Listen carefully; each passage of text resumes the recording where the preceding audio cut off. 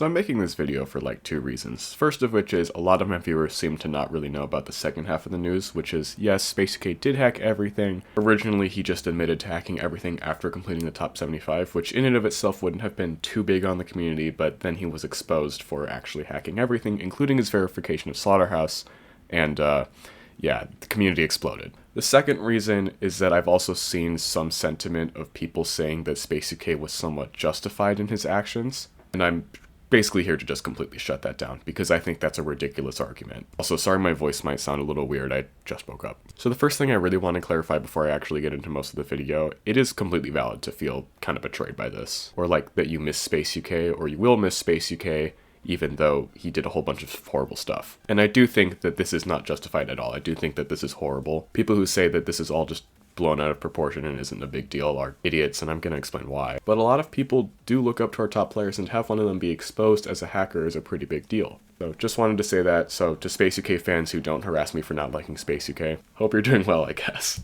So before I go into the reasons why I completely miss SpaceUK, I want to go over some of the positive benefits he had in the community, even though the list is kind of short now that he's been exposed for hacking. It's been almost a common thread in this community that top players that turn out to be hackers end up pushing the skill limit so far that other top players who are actually legitimate will then not have the mental block to be like, oh, this must be impossible, no one's done it before, because they think that the hacking top player has done it, therefore removing the mental block and increasing the difficulty limit far faster. If SpaceUK never hacked Slaughterhouse, it's possible Doggie wouldn't have verified it as quickly as he did. And same thing could have gone with Diamond and Soucoup Circles, Cursed and Abyss of Darkness, we don't know. And also, he was kind of funny, however that is no excuse for his actions. So I've seen a lot of people saying that SpaceUK is one of the better hackers in that he admitted to it, however he only admitted to hacking everything after the top 75, which at the end of the day wouldn't have been too big of a deal after about a week or so. But as soon as the Demon List started investigating his older completions, he deleted his channel and his Twitter. Meaning that at the end of the day, he knew that he was about to be exposed and consciously decided to not confess. Essentially, the confession that he made to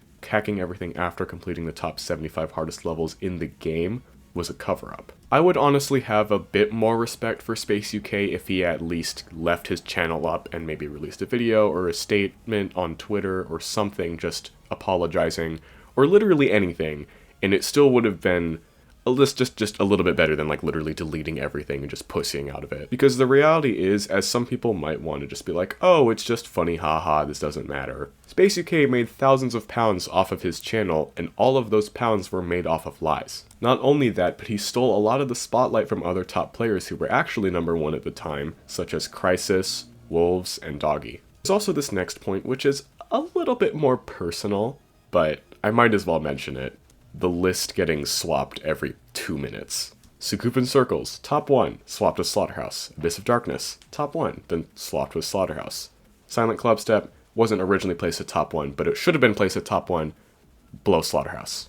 Acheron placed at number 2, and then was moved above Slaughterhouse once SpaceUK was like, yeah, no, this is probably harder, because he realized that he was kind of maybe overstepping a bit. We'll honestly just have to see if AOD gets moved above Slaughterhouse, because if it does, I think that would be really funny. Which, again, some people just say, oh, well, it was funny. Well, I mean, he was hacking. It was dishonest. Because of this, I think the list should definitely be looking at least Zoink and Curse completions, because they are pretty similar in that they make really quick progress. Maybe not as insane as SpaceUK, but that could just mean that they're more sensible in hacking.